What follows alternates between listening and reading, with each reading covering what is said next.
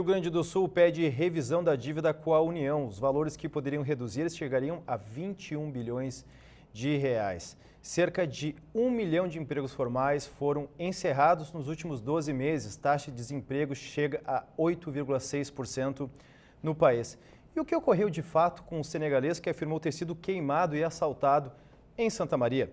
Esses assuntos serão debatidos pela nossa mesa, que está composta hoje pelo professor José Maria Pereira, do curso de Ciências Econômicas da Unif. Tudo bem, professor? Tudo bem. Então. Professora Larissa Pereira, do curso de Serviço Social. Tudo bem, professora? Tudo bem. Professor Lissandro Dalanor, professor do curso de Administração e também diretor da Incubadora Tecnológica da instituição. Olá, Quintana, tudo bom? Tudo jóia. E o professor Sandro Meiners, nosso delegado regional de polícia e também professor do curso de Direito. Tudo bem, professor? Tudo bem, Quintana? Tudo bem. Me recuperei do puxão de orelha da última semana, professor. Não, agora estou pagando antecipadamente minhas contas. Tudo certo. Perfeito. Para quem não acompanhou, depois pode rever nosso programa no nosso canal do Unif Online. O professor Sandro fez uma brincadeira comigo em relação ao extintor de incêndio, que eu brinquei com o professor dizendo que eu só não fui lesado porque eu não havia comprado o extintor, que agora nem mais é obrigatório. Nossos programas todos e os demais da TV Unif estão disponíveis lá no YouTube, nosso canal Unif Online. Mas vamos ao que interessa, as pautas de hoje, com os nossos convidados que nós já mencionamos, em relação a essa situação que a gente já falou em programas anteriores também, que seria uma solução para a situação econômica do Rio Grande do Sul, essa negociação da dívida do Estado, essa redução de 21 bilhões. E só para a gente falar em números, essa dívida ela começou em 1998, com o ex-governador Antônio Brito, ela era de 9 bilhões de reais. O Rio Grande do Sul já pagou 22 bilhões e hoje, mesmo tendo pago 22, uma dívida que começou em 9, hoje ela é de cerca de 50 bilhões. É possível essa redução, professor José Maria Pereira?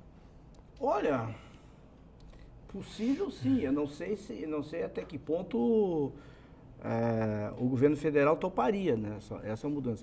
Eu realmente, inclusive, não entendo por que foi escolhido esse índice de reajuste, que é o Índice Geral de Preços, DI, né, Disponibilidade Interna, da Fundação Getúlio Vargas, que é uma entidade privada. A única hipótese que eu levo em consideração é porque o IPCA, o Índice de Preço ao Consumidor Amplo, é um índice do governo federal. Então, quer dizer, o governo do Rio Grande do Sul talvez houvesse, não sei o que dá para imaginar, uma desconfiança em relação ao cálculo desse índice oficial e optou por um índice privado, que é muito mais elevado.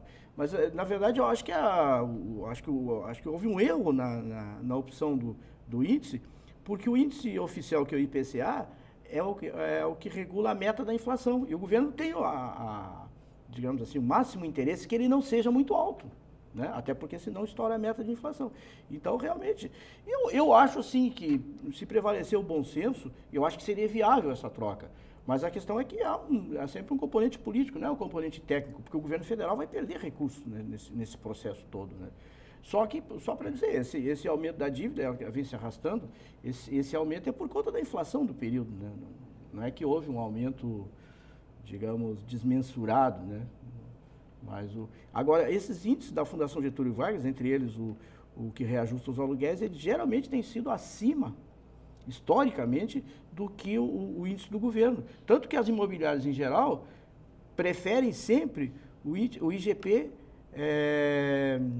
IGPM, que é o de mercado, né? Que é exatamente uma correção mais elevada. O IPCA não atinge os mesmos valores, né? Não, porque o índice, até é bom esclarecer ao telespectador, né? Os índices de preços, na verdade, cada um tem a sua metodologia, né? Por exemplo, o IPCA, ele se chama Índice de Preço ao Consumidor Amplo, porque ele abrange famílias que ganham até 40 salários mínimos, né? Aí o próprio IBGE tem um outro índice que abrange 8 salários mínimos. O nosso aqui da Unifa abrange famílias que ganham até 8 salários mínimos. Então, é uma metodologia um pouco diferente. Mas de todos, o IGPDI eu acho que é o mais complicado de todos, porque o IGPDI, na verdade, é uma média de 3 outros índices que não teria nada a ver com a dívida do Estado. Porque os três, é o índice de preço por atacado, que vale 60%, o índice de preço do consumidor do Rio de Janeiro, que vale 30%, que nós não temos nada a ver com isso, e mais 10%, que é o índice da construção civil. Então, quer dizer, esse IGPDI é um índice esdrúxulo, realmente, né? E eu acho que, se for bem argumentado tecnicamente, eu acho que teria uma decisão judicial a favor do Rio Grande do Sul, imagina. Mas por que isso nunca foi feito antes? Não, eu acho que até agora a primeira coisa que deveria ter sido feita é essa. A primeira ação. Em janeiro de 2015. Claro, e está sendo a última. E isso que não dá para entender. Sacrificar todo o funcionalismo estadual, sendo que podia ter, essa medida já poderia ter sido objeto de decisão, eu não sei se cai no Supremo, não sei se chega no Supremo.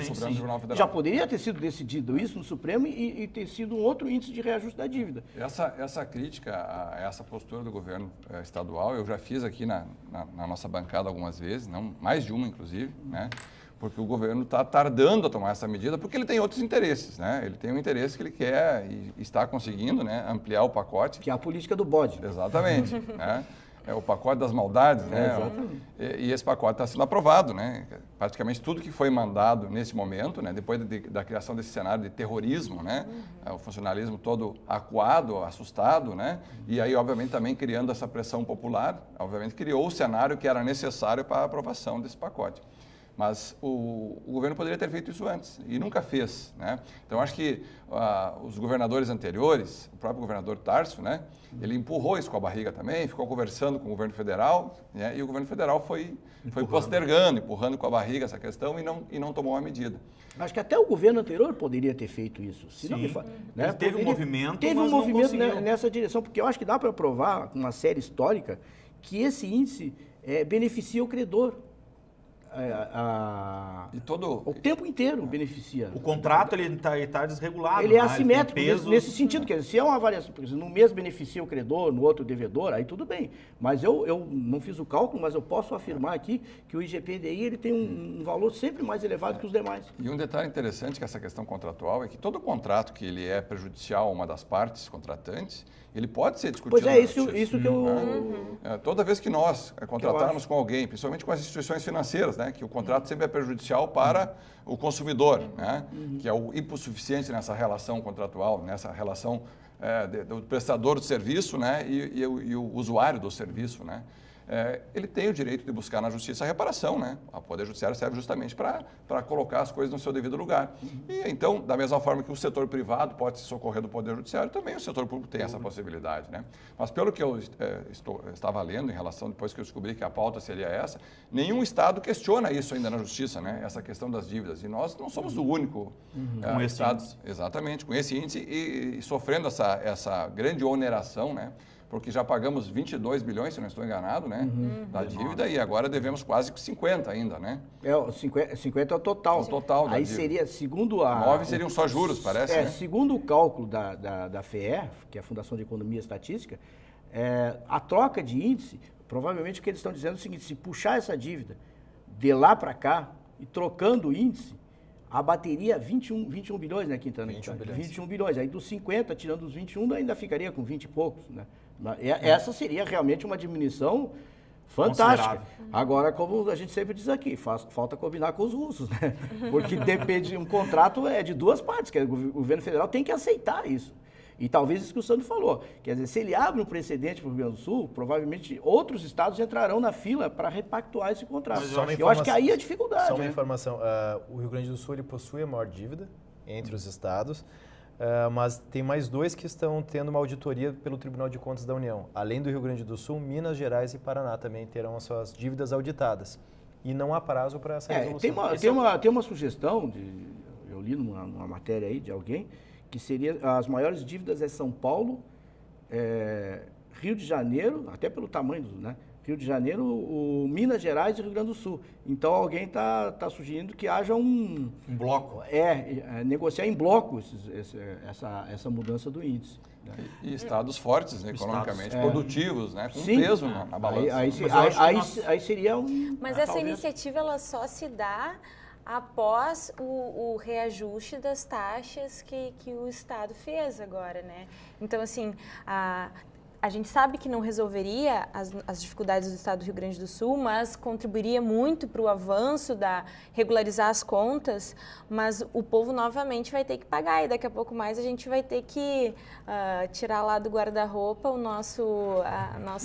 aqueles lampiões, né? Porque as taxas agora são absurdas, né? Como é que a gente vai conseguir manter o básico, né, do cotidiano, porque a população está realmente apavorada. Eu acho que o cerne do nosso problema político, econômico que nós estamos vivendo hoje, ele tem muito a ver com a questão da gestão pública. Nós não temos hoje mais uma estrutura pública que faça uma gestão consciente dos recursos. Nós passamos aí por diversos processos, é o que nós estamos passando esse ano, que ações realmente efetivas, como discutir a dívida judicialmente, que já deveria ter sido feito talvez há 4, 5 anos atrás, talvez a nossa realidade hoje seria totalmente diferente. A questão de gerar o bode, né? Criar o bodezinho lá com problemas para criar um cenário de tumulto para aprovar talvez questões que já foram e vão vir outras por aí, a questão do aumento de tributos, a questão do funcionalismo público, a redução de direitos já conquistados há muito tempo com um esforço muito grande das atividades sindicais e assim por diante. Né? Parece que o setor público está, de alguma forma, tentando desestruturar tudo aquilo que foi construído há um tempo, não se preocupa com fatores chaves, que este é um deles, né? Talvez esses recursos que vão sobrar nós poderíamos ter investido em segurança, em saúde, em educação, e isso poderia ter sido feito muito mais atrás.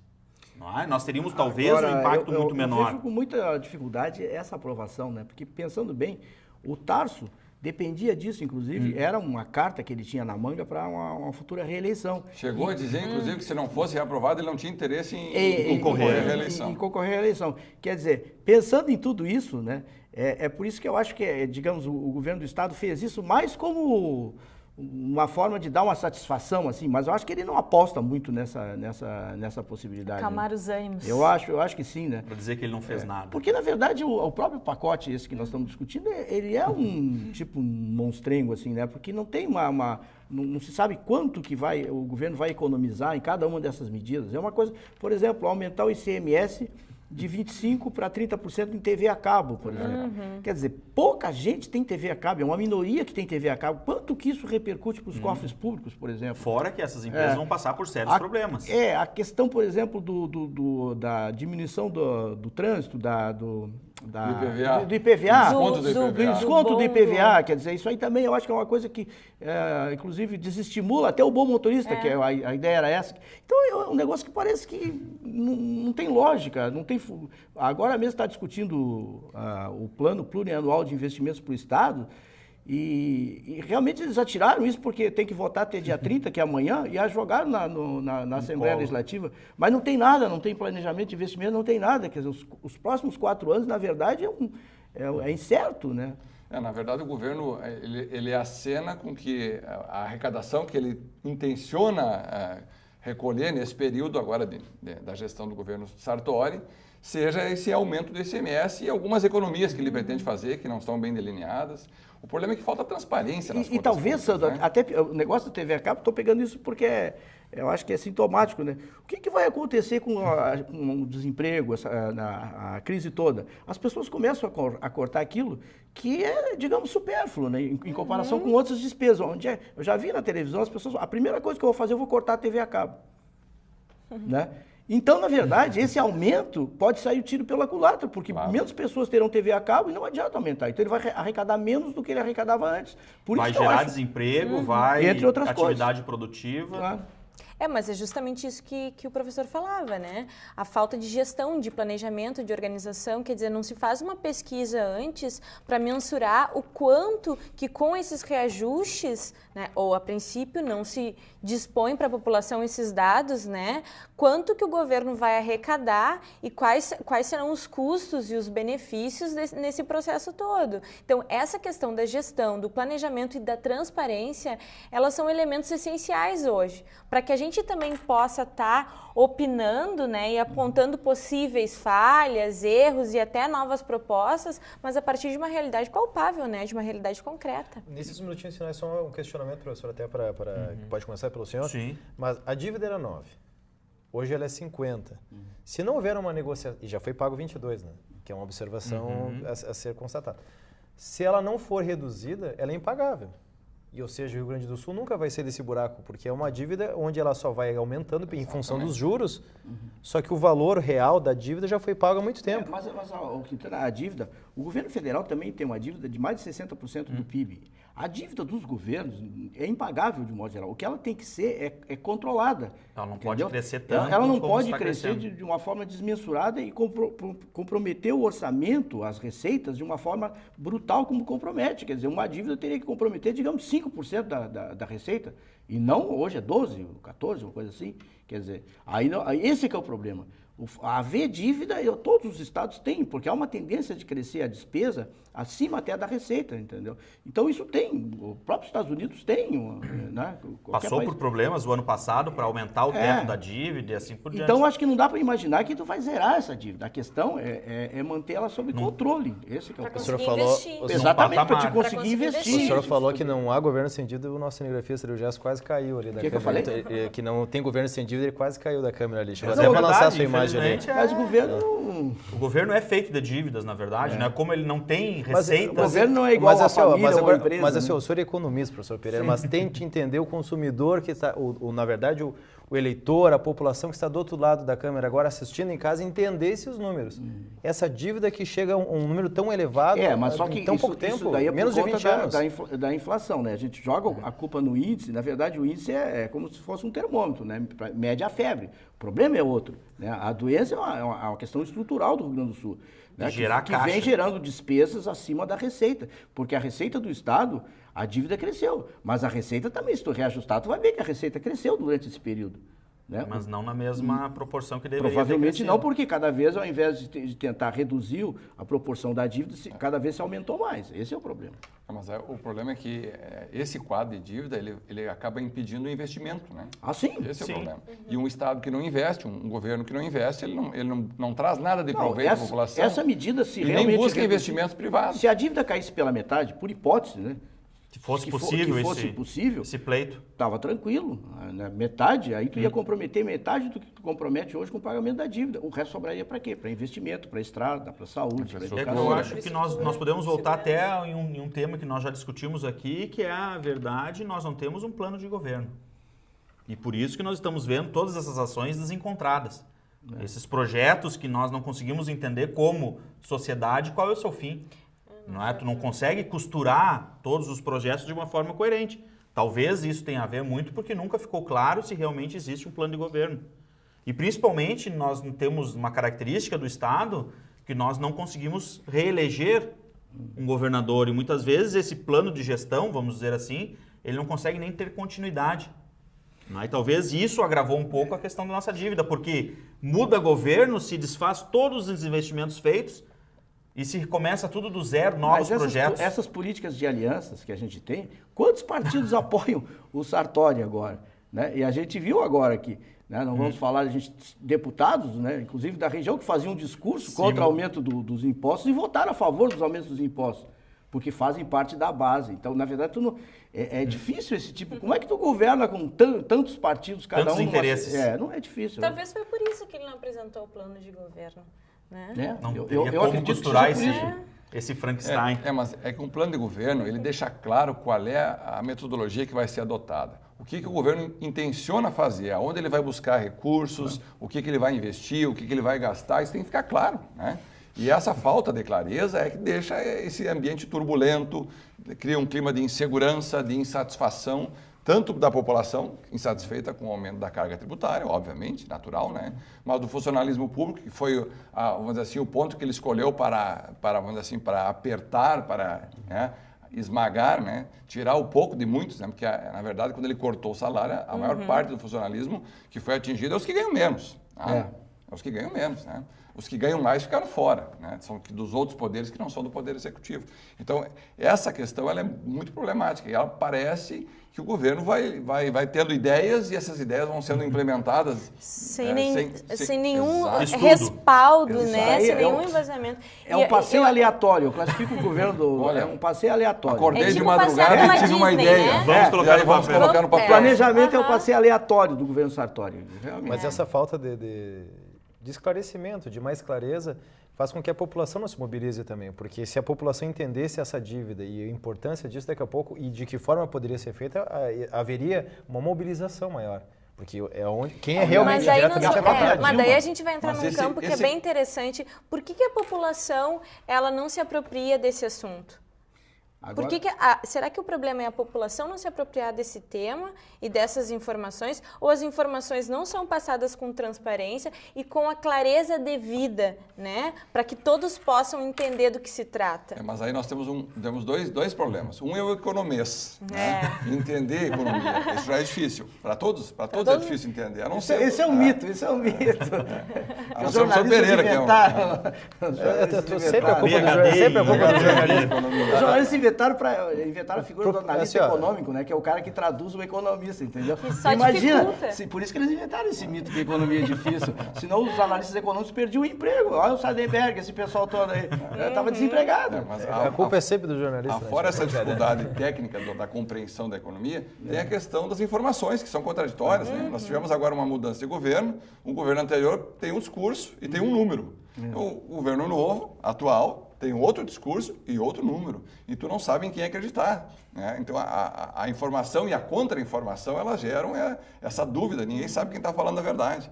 Agora, o governo anterior, vamos fazer também uma ressalva, poderia ter trabalhado melhor essa questão da dívida, porque havia uma simpatia muito mais acentuada entre um governador do PT e a presidente do PT. Quer dizer, do mesmo partido, poderiam ter trabalhado essa questão. Mas talvez a Dilma foi intransigente nessa questão. Não, é isso que eu ia falar, a Dilma. Porque a Dilma, se olhar a trajetória da Dilma, ela é mais gaúcha do que mineira, né? Ela mesmo admite isso, tanto que agora, quando ela se aposentar, já comprou até uma casa ali na Tristeza, lá no... Aonde, Por acaso, eu não sei se é Tristeza, mas é as margens do Guaíba, né? A Ipanema, Tristeza, daquela região. Sei que ela comprou uma residência casinha antiga ali, que ela pretende, né, encerrar os seus dias aqui no Rio Grande do Sul. Sinal que ela vai, né, que ela preza o Rio Grande do Sul mais do que outros estados.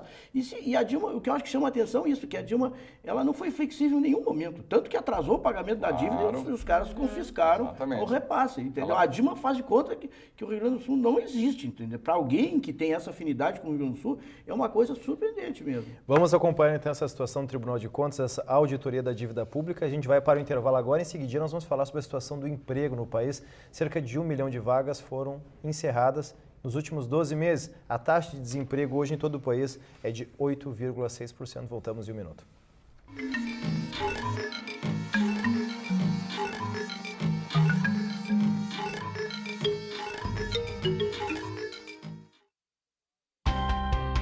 Vestibular de verão do Centro Universitário Franciscano. Inscrições até 26 de outubro pelo site unifra.br. Prova única 1º de dezembro. Vestibular de verão. Viva suas aspirações. Eu sou a coisa mais importante do planeta. Sou forte, sou indispensável, sou mais eu. Afinal, todos precisam de mim. Não tenho cheiro nem gosto, sequer tenho cor.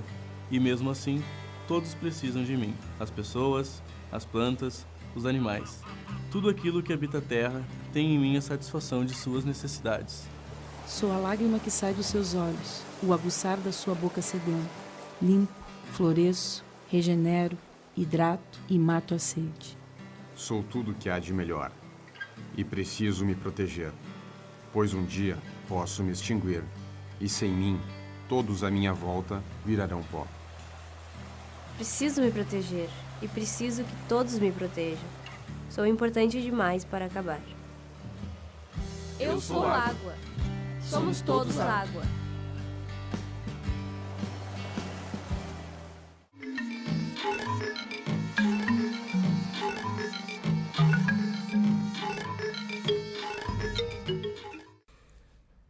O mercado formal cortou 1 milhão de vagas nos últimos 12 meses e a taxa de desemprego hoje no país é de 8,6%. Para a gente explicar para o nosso telespectador, 8,6% neste caso não é um número baixo de forma alguma, né, professor Pereira? Não, para explicar, né, ao telespectador, essa é uma taxa de desemprego aberto, né? Chamado desemprego aberto, que é aqueles que por exemplo, o empregador tem a obrigação, através da, acho que é RAIS que chama isso, né? De comunicar toda o CAGED, né? Todo o cadastro que tem que comunicar ao governo, o Ministério do Trabalho, as contratações e as demissões. Então, isso daí é subestimado, né? Porque o desemprego, se somar o setor informal, é muito maior do que esse, né? Mas uma mudança de um ponto percentual na taxa de desemprego é 1 milhão de pessoas desempregadas, mais ou menos, né? Que a gente está percebendo. Então, isso é mais uma notícia ruim, mas é uma consequência não vou chamar nem da desaceleração da economia. Desaceleração foi muito antes. Agora, a estagnação. Agora já é derrocada mesmo, quer dizer, é descida morro abaixo. Hoje mesmo saiu as informações, nós estamos gravando na terça-feira, né? O programa vai agora às quartas, sextas e domingos, às 23 horas agora, né? Isso aí, e às 19 também. 19 horas também. Então tá, já fiz o marketing aqui. Então a gente grava na terça e saiu os dados do governo hoje, né? Então teve um déficit de 14 bilhões, mais ou menos, né? E o governo federal justificou da seguinte maneira: não, isso é por conta da queda do PIB, da queda do crescimento da economia, diminuição das vendas e tudo mais, e o governo arrecada menos, né? Então, e há maior desemprego. A outra face é a face mais perversa de todos, que é o desemprego. Porque, na verdade, hoje, esses números é um efeito do passado. Então, agora nós vamos colher esses efeitos ainda por um bom tempo. Essa redução da atividade industrial, que já vem há um bom tempo acontecendo e muitas vezes se discute, não, tá tudo tranquilo. Nós vamos ver próprios exemplos do próprio estado do Rio Grande do Sul, quantas empresas saíram daqui para outros estados ou para fora. Tudo isso reduz a nossa capacidade produtiva, a geração de renda. Não é? Então, nós nos associamos só à matriz primária, não é? Ao agronegócio. E, claro, que em algum momento isso ia chegar no patamar que está. Talvez até por algumas ações do próprio governo federal, as ações da economia na questão do aumento da taxa básica de juros, para tentar segurar a inflação, reduzir o consumo. E é uma notícia que deve aumentar mais ainda. Com certeza, porque, esse número as expectativas, elas, por enquanto, muita coisa é expectativa, quer dizer, o empresário vai segurando, mas isso se transforma em realidade logo mais à frente. A gente tem até algumas iniciativas isoladas aqui em Santa Maria mesmo, de empresas que fazem um marketing dizendo, não, para nós não existe crise e tal, tentando, né, mudar as expectativas, mudar um cenário. Mas que realmente, crise, se a gente computar, é a palavra que mais aparece em todo momento. As pessoas, não é nem na mídia, a pessoa falando, nós falamos hoje mesmo, falamos várias vezes provavelmente em crise aqui. Isso se transforma em realidade, né? Quando as pessoas começam a achar que vem crise, a crise vem mesmo. E os números mostram isso. Mostram. Acho que o desemprego deve chegar até o final do ano, lá por 9, talvez até mais. Eu achei que você ia dizer que a culpa era da imprensa, não. Mas isso é uma taxa de desemprego formal, né? Formal. E muito daí, maior assim, na realidade. É muito maior do que isso. Muito porque, por dobro, exemplo, as pessoas que são pesquisadas normalmente perguntam para ela, né? Você trabalha? Ela diz, não, mas você não trabalha? Você não tem nenhuma atividade? Sim, eu trabalho aos finais de semana como diarista, né? Então ela é considerada empregada. Isso é uma taxa de desemprego, 8%, é europeia. Europeia. Provavelmente a Espanha tem mais de 10%. Porque essa taxa, países, né? Me ajuda, professor Pereira, essa taxa mede quem está procurando emprego e não tem emprego. É isto, não é? Nós temos lá a redução de 1 milhão de vagas. A redução de 1 milhão de vagas de empregos formais. Quer dizer, reduzimos o número de empregos formais. E temos um índice de desemprego de 8,6, que é a medida do governo daqueles que procuram um emprego. Essa taxa é muito subestimada exatamente por isso. É isso, né? Se o sujeito é flanelinha, está cuidando de carro, então ele não está desempregado. Ele é considerado empregado. Se ele não for lá no Cine procurar emprego naquela semana da pesquisa, ele não entra no índice. Então é muito frágil esse indicador aí. Né? 8,5% não seria uma taxa tão grande, até como um padrão europeu hoje na crise europeia, né? Mas é muito subestimado. E tem uma questão assim que, do meu ponto de vista, que no que se refere ao mercado formal de trabalho, é a questão da flexibilização das leis trabalhistas, né? Dos direitos que foram conquistados arduamente, né, pela história, no decorrer da história do Brasil, e que de alguma forma, para manter esse mercado formal um pouco mais aquecido, então a gente vai flexibilizando, né? Direitos que nem seguro-desemprego, né? Auxílio maternidade. Redução do valor do teu salário, com redução de carga, que foi aprovado, não é? Que provavelmente vai virar algo normal. A lei da terceirização das atividades das atividades fins, né? Então, isso tudo vai também prejudicando novamente o trabalhador, porque a gente de alguma maneira, a gente é pressionado a abdicar de determinados direitos para garantir o teu posto de trabalho, né? Senão, tu vai ser mais um desses 8,6% que vão crescendo. Tem um detalhe interessante que é essa questão da diminuição, né, das vagas no mercado formal. E se nós formos olhar o mês de agosto, comparando com os meses anteriores, ainda assim diminuiu menos do que diminuiu nos meses anteriores, né? De abril para cá, o número é um número crescente que deu uma arrefecida agora em agosto. Mas eu estava lendo um artigo na Folha de São Paulo, há poucos dias atrás, que falava sobre o aumento que teve na questão das atividades autônomas de trabalho. E há uma pesquisa que estima que 19,8% das pessoas que trabalham, né, estão em atividades autônomas, sejam elas informais ou sejam elas até regularizadas, o advogado, o engenheiro, enfim, que trabalha de forma autônoma e recolhe a previdência social para, enfim, visando a futura aposentadoria. Então, esse é um número muito significativo, né? Praticamente 20% da população produtiva, né? Esses são números estatísticos, né? Trabalha em atividades autônomas, ou seja, está normalmente alheia aos direitos trabalhistas. Mas também aliadas muitas vezes ao mercado formal de trabalho, né? Então, ele é professor, mas ele também trabalha como consultor, né? Então, isso acontece muito. Então, as pessoas hoje têm duas fontes de renda, porque não conseguem mais se manter só de uma fonte, né? Então, é porque esse mercado formal de trabalho também reduziu, de alguma maneira, a sua arrecadação, né? Uma das consequências é essa, né? Durante esse período de crise, o mercado formal diminui e o mercado informal aumenta. É uma tendência, né? O aumento da informalidade. Até porque as pessoas precisam trabalhar, precisam buscar o sustento, subsistência. Isso é notório. Sempre que é um período de crise, o setor informal aumenta.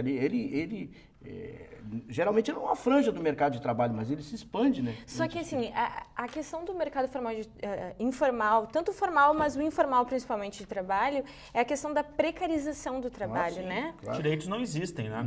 Não só eu acho que não só do campo do direito, assim, de seguros, de certos seguros, como fundo de garantia, férias, 13º e assim por diante. Não só em razão disso, mas dos espaços de trabalho, né? A precarização de não ter condições técnicas, instrumentos técnicos para desenvolver um bom trabalho, né? Então a gente vê hoje uma expansão de organizações não governamentais que não dão as devidas condições para o trabalhador e, por conseguinte, este trabalhador também não vai atender bem ao público que chega até ele, né?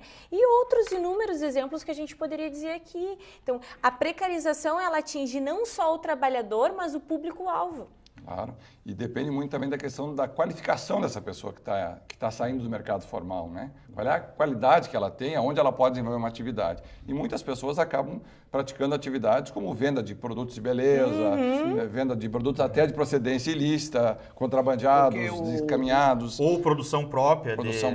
Salgados, inadequada, doces, sem uma qualidade. Nesses períodos de queda de crescimento da economia, quem primeiro perde um emprego é o trabalhador menos qualificado, que é o mais barato para a empresa repor depois, no caso de recuperação. Mas às vezes aquele muito bem remunerado também perde o emprego. Às vezes sim, porque pode ser contratado um outro com um salário mais baixo. Mais baixo. Mas se ele tem um bom perfil, ele se recoloca muito rápido mas hoje. Aí depende muito das expectativas. Se o mercado acredita que essa crise tem fôlego curto, ela não demite o funcionário altamente qualificado, porque depois é difícil, no caso de recuperação, conseguir esse mesmo profissional, ou ela já investiu em treinamento dessa pessoa.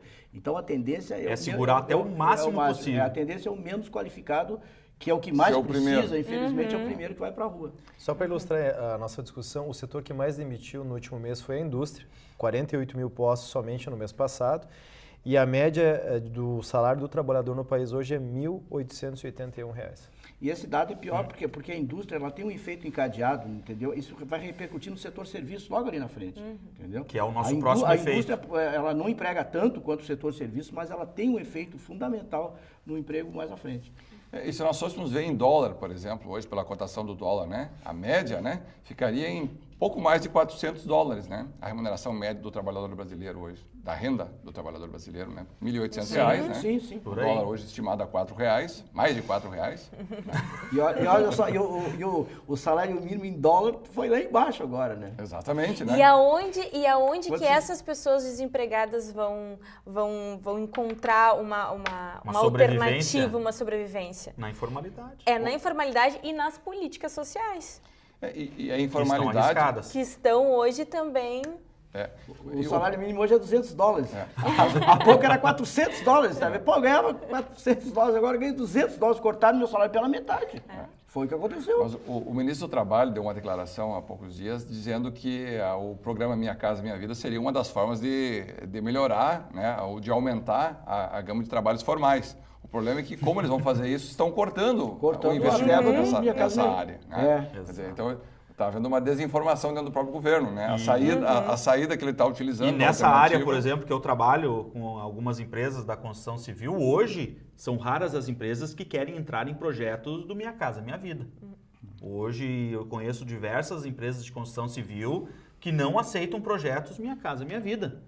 O risco da inadimplência, o risco é incrível. Não é? A questão do vínculo físico-financeiro não acontece da mesma forma que deveria acontecer. Quer dizer, tu faz um investimento, a empresa investe na obra e o governo não dá contrapartida financeira e isso se atrasa meses e meses. A proposta do governo agora é usar recursos para continuar o programa do FGTS, que acaba sobrando para o trabalhador. E das emendas parlamentares, que eu duvido que eles coloquem essas emendas lá no Minha Casa Minha Vida. Então, e tem que dar 50% de entrada agora, né? Mudou todos os regramentos. Mudou todas as regras. Tem uma série de tem um certame em relação se a casa é nova, se ela é semi-nova, aí a porcentagem de acordo com... A faixa de renda... Mas aumentou, ficou muito mais difícil. A questão de entrada do subsídio de acesso a esse programa, né? E até a grande inadimplência, né? Há poucos dias saiu uma matéria também acima de 20%. Muito grande a inadimplência. As pessoas, por mais que tenham prestações muito pequenas, né, não estão conseguindo pagar, ou então não têm interesse em pagar, porque o governo sempre acaba sendo benevolente com o inadimplente, com o cumpridor das regras. A própria Caixa teve uma notícia essa semana, que eu li, eu acho que foi no Jornal do Comércio, que a Caixa Econômica Federal está começando a executar as dívidas do Minha Casa Minha Vida. E aí nós caímos no outro problema social. Não é? Nós estamos falando aqui em desemprego, nós estamos falando que o primeiro a perder o emprego é aquele da classe mais baixa, que provavelmente não vai conseguir pagar a sua casa, que adquiriu talvez com eu acho que um grande momento da sua vida. Ao invés de fazer um programa enorme, como esse programa foi feito, devia ser feito um programa modesto, a fundo perdido. Assim como a Bolsa Família, entendeu? As pessoas realmente não podem pagar. Então, dá a casa para as pessoas. Que não gera outros problemas. Transfere renda de quem ganha mais para quem ganha menos. Eu acho que não tem que cobrar uma mensalidade... 150, 200 reais, 300. Isso não vai alterar significativamente do ponto de vista do governo como um todo. Né? Mas o Minha Casa Minha Vida não é ele é um programa que se destinou, sim, às pessoas que tinham uma condição socioeconômica menor, né? Mas ele também não abrangeu só essas pessoas, porque ela tem faixas de renda, né? Isso que eu tô falando, tem faixas de devia ser só a mais baixa.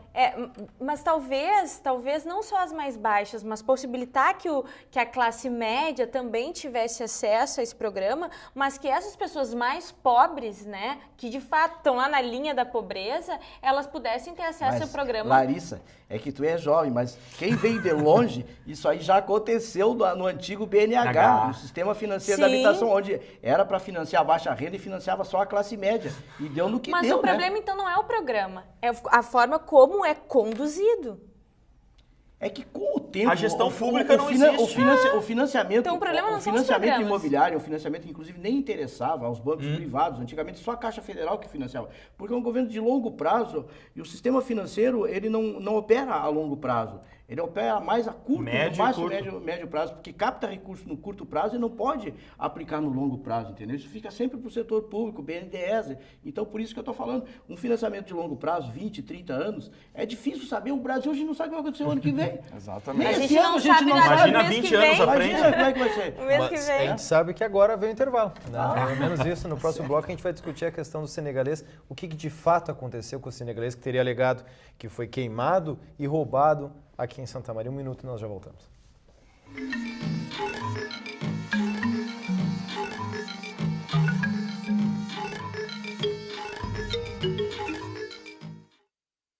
Pedrinho é uma criança especial, que enfrenta dificuldades diariamente. Para passar por tudo isso, conta com seus fiéis amiguinhos escudeiros, que o ajudam a vencer cada obstáculo. Sem eles, Pedrinho nunca conseguiria enfrentar o temível dragão, que impede que todos levem uma vida feliz no castelo. Para quem enfrenta um dragão por dia, uma mão amiga sempre é bem-vinda. Por isso, Pedrinho precisa da sua ajuda também. Contribua com a Escola Antônio Francisco Lisboa e transforme a vida de vários Pedrinhos. Aqui, estamos em busca de nossos sonhos. Conhecemos pessoas com interesses semelhantes e ideias diferentes. Estudamos nossas matérias preferidas, aprendemos, debatemos e construímos. Agora é fazer o presente para se alcançar o futuro. Aqui, estamos vivendo nossas aspirações. Vestibular de verão do Centro Universitário Franciscano. Inscrições até 26 de outubro pelo site unifra.br. Prova única 1º de dezembro. Vestibular de verão. Viva suas aspirações. Por meio da educação, milhares de jovens colaboradores e pesquisadores compartilham suas experiências em um ambiente vivo, amparado na liberdade de pensar e criar. A comunidade universitária é um lugar em que o estudante pode desenvolver seu perfil próprio, enriquecendo assim o bem comum. Polo Nacional de Inovação por meio da Nanociência é referência em qualidade de ensino no Rio Grande do Sul. Centro Universitário Franciscano, uma universidade para suas aspirações.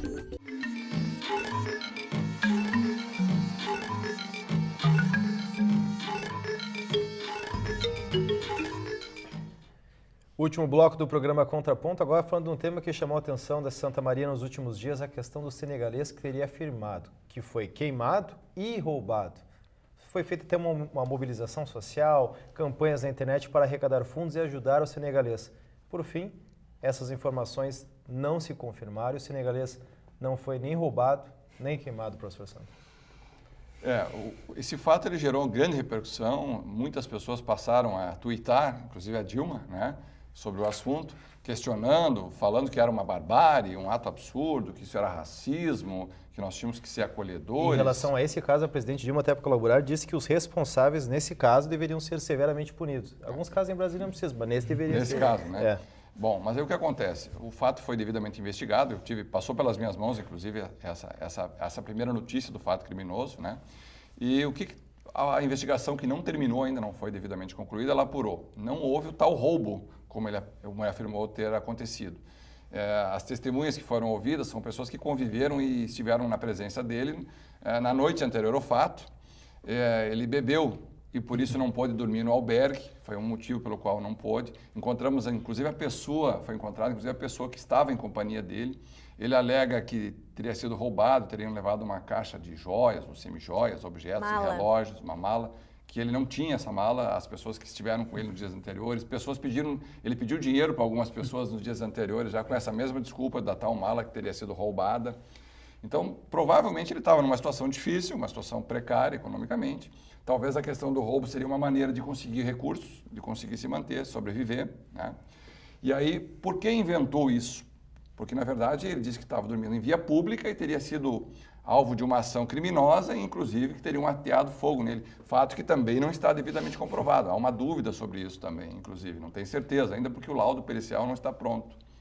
Então, eu acredito, né, uma opinião pessoal, desvinculada com a investigação, que é o colega que está fazendo, que ele, pela situação dele, de pedir o refúgio, de ter dúvidas sobre a situação, já que havia tido uma resposta negativa e havia feito um pedido de reconsideração em relação a esta negativa. Passando por um quadro desses, né, essas situações chocam, tanto é que houve uma ampla mobilização. Nós mesmos nos preocupamos muito com essa questão, ela é extremamente preocupante porque demonstra, talvez, um preconceito racial pela cor, pela procedência dele, ou seja, o senegalês no Brasil. A gente está passando por um momento agora que muitas pessoas estão buscando refúgio no Brasil, haitianos, africanos, e agora vamos ter talvez os sírios que deverão vir para o Brasil também, já vieram alguns e outros mais virão. Enfim, então há uma preocupação sobre isso, porque isso pode desencadear outros fatores semelhantes, outros fatos semelhantes, né? Mas, na verdade, a gente já se verificou que ele mentiu muito nos fatos que ele relatou no depoimento. Isso feito através de uma ampla verificação com a prova testemunhal. Então, num primeiro momento, eu até declarei publicamente na imprensa que poderia ser um ato de racismo, enfim, né? Mas havia uma expectativa que isso pudesse acontecer, mas felizmente não aconteceu.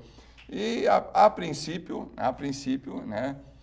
Se ele voltar ao Brasil, não sei se ele volta, né? Porque ele foi para o Senegal. Ele já foi? Ele teria ido para o Senegal, já a informação que nós temos, pelo menos de forma oficial. Ele tinha dinheiro para passagem? Não, mas aí alguém providenciou.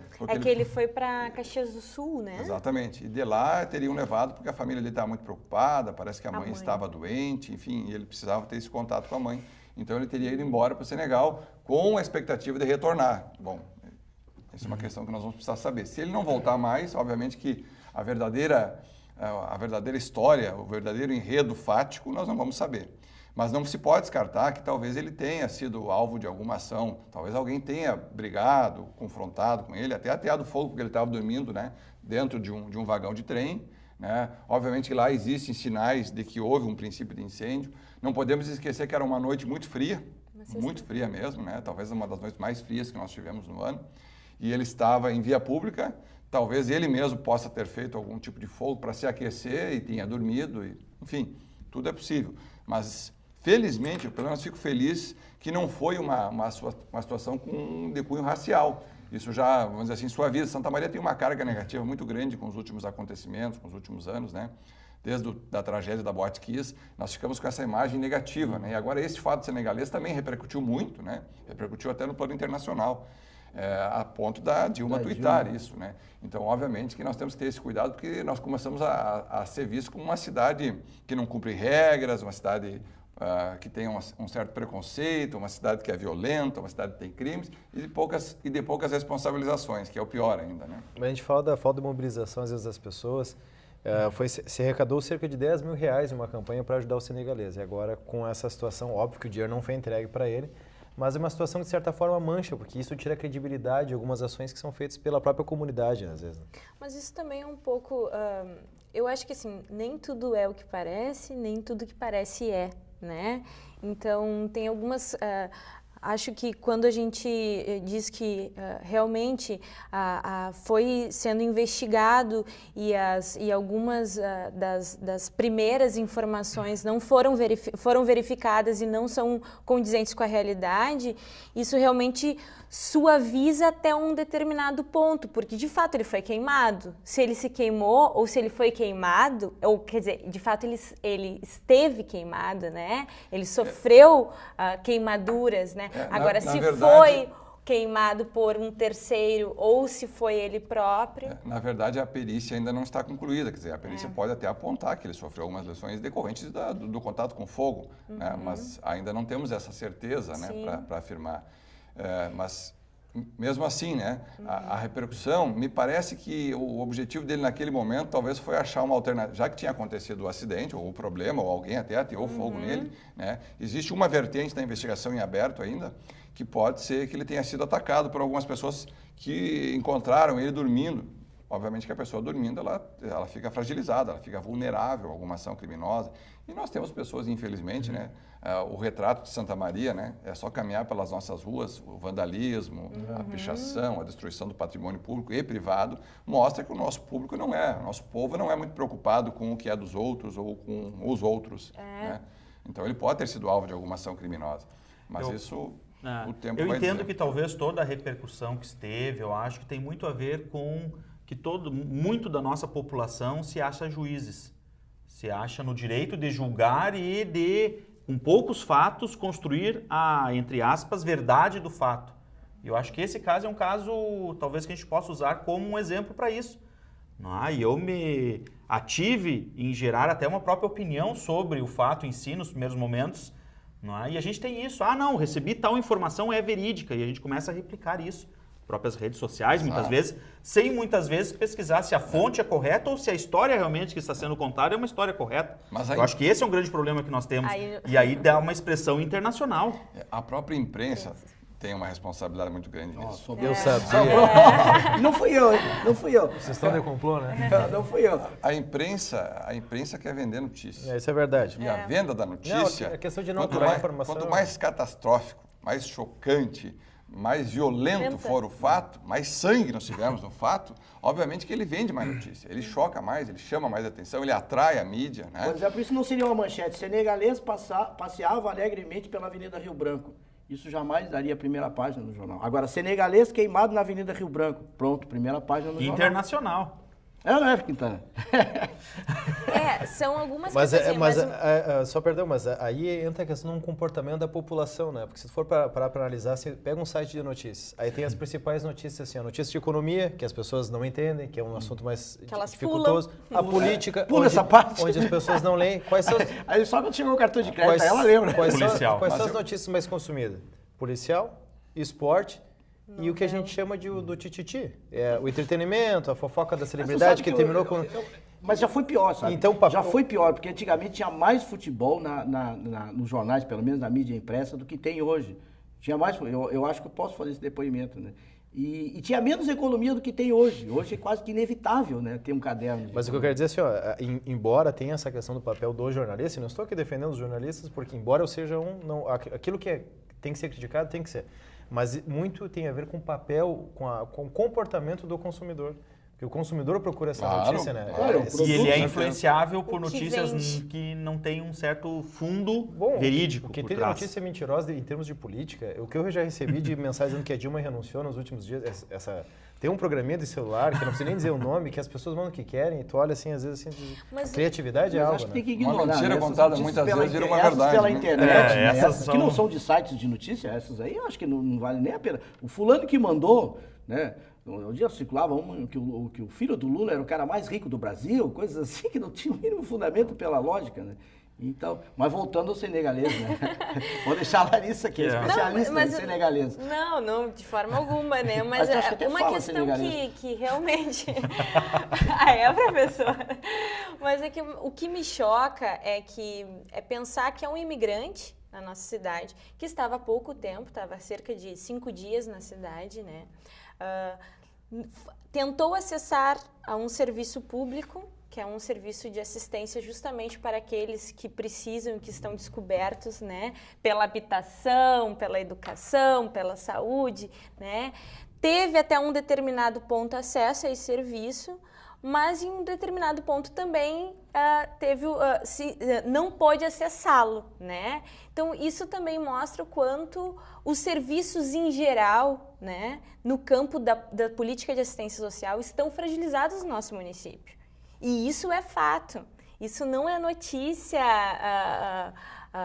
fantasiosa, né, ou notícia que estão querendo pintar. A gente está com muitas dificuldades, sim, no nosso município. E não só para imigrantes, né, mas para a nossa população em geral. Larissa, é uma questão que eu quero trazer à tona aqui à mesa.